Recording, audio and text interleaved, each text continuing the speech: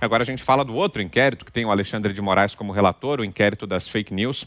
Isso porque o MP Pró-Sociedade, que é a Associação dos Membros do Ministério Público, apresentou uma denúncia à Corte Interamericana de Direitos Humanos contra o inquérito das fake news que tramita no Supremo Tribunal Federal. E para a gente detalhar esse pedido, essa petição que foi apresentada pelo MP Pró-Sociedade, está conosco agora o presidente da entidade, Dr. Márcio Schiller Freias Leben, conosco aqui em Os Pingos nos Is. Deixa eu recebê-lo. Boa noite, Dr. Schiller, boa noite, seja bem-vindo, obrigado pela entrevista. Boa noite, Vitor. É um prazer estar aqui. Detalhe para a gente esse pedido, quais podem ser as consequências, doutor? Qual é o pedido exato? O que é que a Corte Interamericana de Direitos Humanos pode fazer contra esse inquérito? Bom, primeiro, esse pedido na Corte Internacional, ele basicamente, a base dele é o mesmo pedido do impeachment que nós protocolamos contra o Alexandre de Moraes há um mês atrás. A ilegalidade da investigação, ela é totalmente nula desde a disposição legal que não foi recepcionada pela Constituição, desde o fato de que o Supremo não tem competência para investigar crimes praticados contra ministro do Supremo. Ele poderia investigar crimes praticados por ministro do Supremo, mas jamais vítimas, investigar pessoas que teriam supostamente cometido crimes contra o Supremo, seus ministros e seus familiares. Na verdade, quem teria que apurar isso é a Justiça Comum ou, no máximo, a Justiça Federal. Aí decorre outra ilegalidade, que todos os mandados expedidos, todas as ordens de apreensão, de intercepção, requisição, não poderiam ser expedidas pelo Supremo, porque teria que ser expedida pela Justiça competente, a Justiça Estadual, em princípio. Então, há um mar de ilegalidades. Como bem disse o ministro Marco Aurélio, é um inquérito natimorto, mas aconteceu depois que o próprio Supremo foi e chancelou o inquérito, deu como verdadeiro, em argumentos, nenhum deles jurídico. Todos os votos, o voto do ministro relator, todos os votos não são jurídicos, ali não existe direito ali é uma mistura de sociologismo e política. Não há um argumento jurídico sustentável, não existe hermenêutica ali, e rasgou-se a Constituição. Então, a Associação MP Pró-Sociedade decidiu apelar à Corte Internacional, esperando lá que sejam tomadas as sanções internacionais. Evidentemente, não são as mesmas, não há uma intervenção interna direta, mas existem as sanções internacionais que podem ser impostas pela Corte Internacional. Pergunta agora de Augusto Nunes. Diga, Augusto. Doutor Márcio, os ministros agem como se fossem inimputáveis. Eles se consideram acima fora de qualquer tipo de julgamento, porque eles acham que a última instância é o Supremo, então acima do Supremo não há nada, eles jamais serão julgados. O senhor acha que para deixar isso claro, para deixar claro que eles estão sim sujeitos a impeachment, é preciso alguma emenda constitucional ou a Constituição permite essa dedução de que é possível, sim, punir ministros do Supremo com a legislação em vigor? A Constituição já permite, tanto é que nós já interpusemos o impeachment do Alexandre de Moraes. No ano passado já havíamos o impeachment do Toffoli. Existe possibilidade, existe via internacional, via legal para isso. O que eu acho que falta um pouco é de desejo político do Congresso, um pouco de imposição. Acho que ele precisa tomar postura, porque o Judiciário, particularmente o Supremo, ele não apenas está invadindo a competência do Executivo, mas principalmente ele já vinha antes invadindo a competência do Legislativo. O Legislativo já tinha se tornado um poder menor. O Supremo estava legislando, inclusive o fato mais gritante foi instituir um crime. Isso jamais aconteceu, jamais se imaginaria que ele violaria um preceito tão grave de criar crime a partir de decisão judicial. Evidentemente usou uma série de sufismos para dizer que não era a criação de crime. Mas eu acho que a situação, o Congresso precisa tomar consciência do que o Supremo fez foi romper com o sistema de Montesquieu, o sistema tripartite. Quer dizer, nós já não estamos na tão propalada Estado democrático de direito. Isso se quebrou. Porque hoje o Supremo é capaz de invadir, de dizer o que o Executivo pode fazer, o que o Legislativo pode legislar. Nada sai do Executivo sem ser com a aprovação do Supremo. E numa situação que ele pode tudo. Ele pode tudo. Então, ele virou um órgão hegemônico, nós viramos a monarquia do Supremo, a monarquia togada, a república da monarquia togada. E agora, existe sim forma de... A Constituição é claro, o impeachment existe também para os ministros do Supremo e o que precisa é o presidente do Senado tomar postura e encaminhar esses pedidos. Quem faz a pergunta agora é José Maria Trindade. Diga, Zé. Pois é, olha, doutor Márcio, eu vejo esse debate com muita... eu acompanho com muita proximidade, porque, inclusive, nós aqui fomos os primeiros a falar exatamente dessa inconstitucionalidade dessa coisa. Eu nem gosto de chamar esse inquérito, porque a base, o raciocínio é muito frágil, né? É um artigo do Regimento Interno do Senado, do Supremo Tribunal Federal, que se dá o direito de investigar quando o crime tem acontecido no prédio do Supremo Tribunal Federal. E aí houve ali um alargamento para dizer que a internet faz parte do prédio porque a internet passa em todo lugar, né? Então, danou, aí qualquer lugar do mundo. Então, isso já é frágil. E entendo também que o regimento interno do Supremo Tribunal Federal, ele não pode, existe a hierarquia das leis, eu não vou ensinar isso ao senhor, que o senhor sabe muito mais do que eu. O regimento interno é inferior a qualquer outra legislação, né? E muito menos a Constituição. Então, por aí só já indicaria de que o inquérito foi esquisito. E uma vítima investigar, é evidente que ele vai ter um outro olhar. Uma vítima não pode investigar e depois ele julgar. E, por último, as pessoas investigadas, elas não têm foro privilegiado. Quer dizer, esse rapaz preso, o jornalista Oswaldo, ele não tem prerrogativa de foro por exercício de função. Então, o senhor tem toda a razão que se trata realmente de uma intromissão em outros poderes. Eu vejo que agora, em vez de, durante todo o tempo, a minha sugestão era o seguinte: quer investigar? O presidente pode chamar o diretor da Polícia Federal e falar, olha, está acontecendo isso aí, investiga, pronto, né? Mas agora o Ministério Público está participando do processo, não é, doutor? Bom, Zé Maria, primeiro a questão do regimento.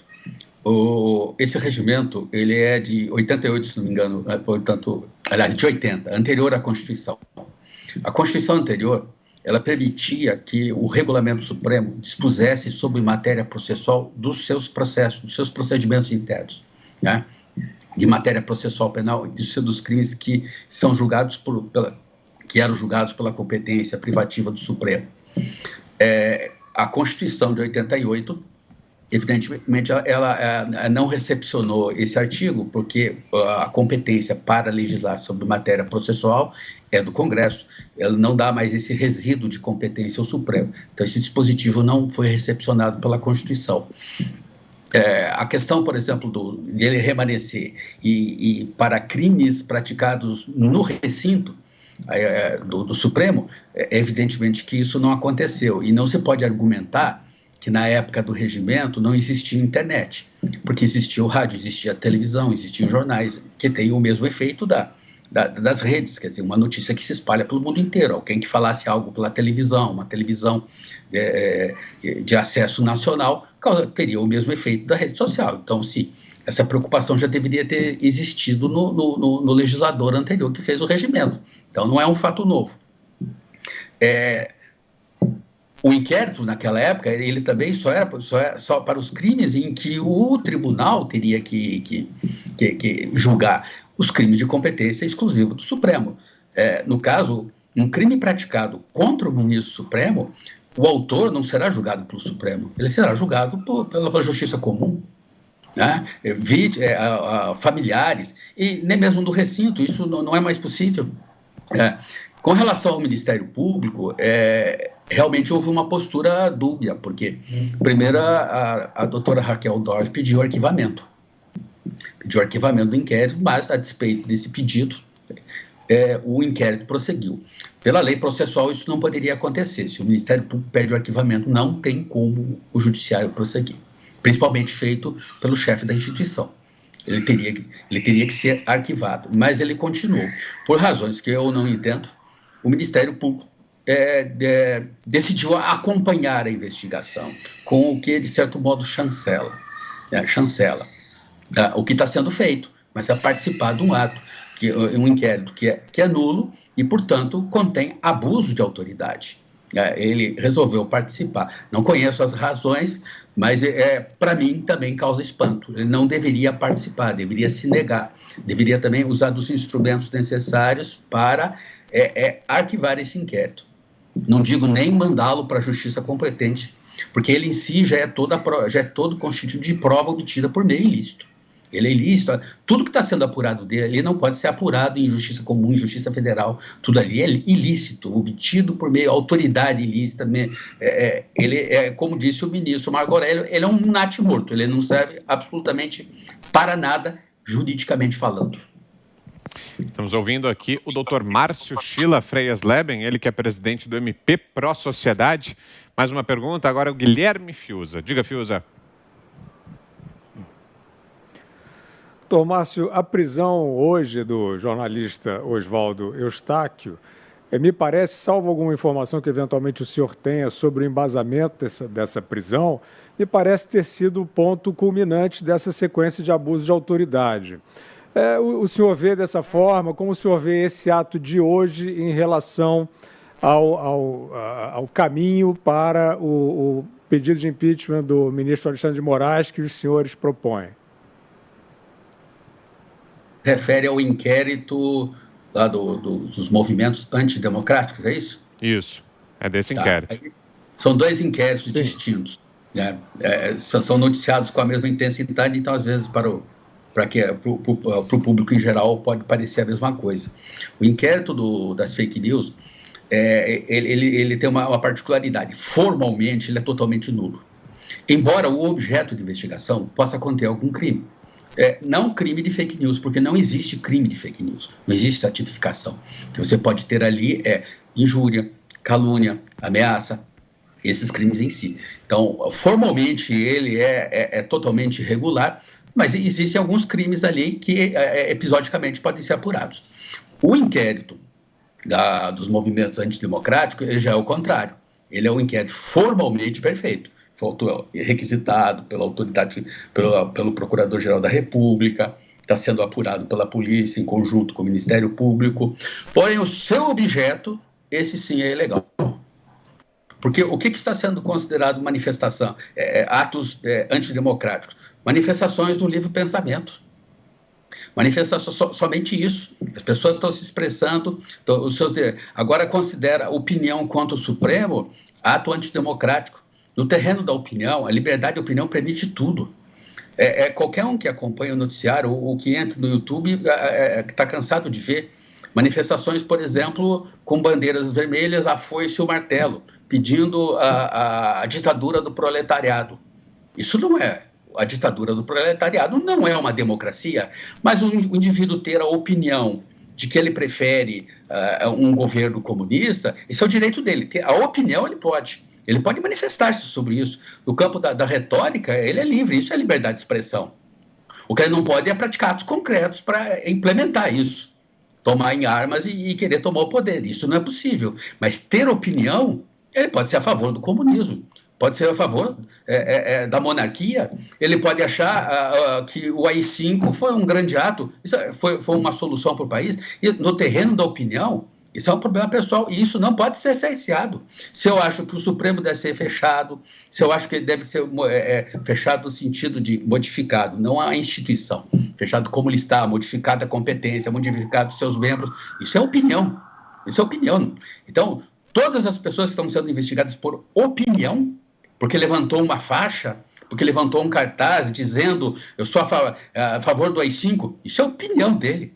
Ele não pode praticar atos concretos, tendentes a realizar isso, mas ele achar que o AI-5 seria uma solução, é o direito à livre expressão do pensamento dele. dele, mesmo ele individualmente e ele até em grupo. O seu grupo acha que o ideal para o Brasil seria o regime cubano. Enquanto ideia, enquanto apenas retórica, isso o regime democrático permite. Ele permite. Então, o que ele não permite é que você tome atos concretos, que você tente um movimento para derrubar. Aí você entra com a lei de segurança nacional. Mas isso não existe.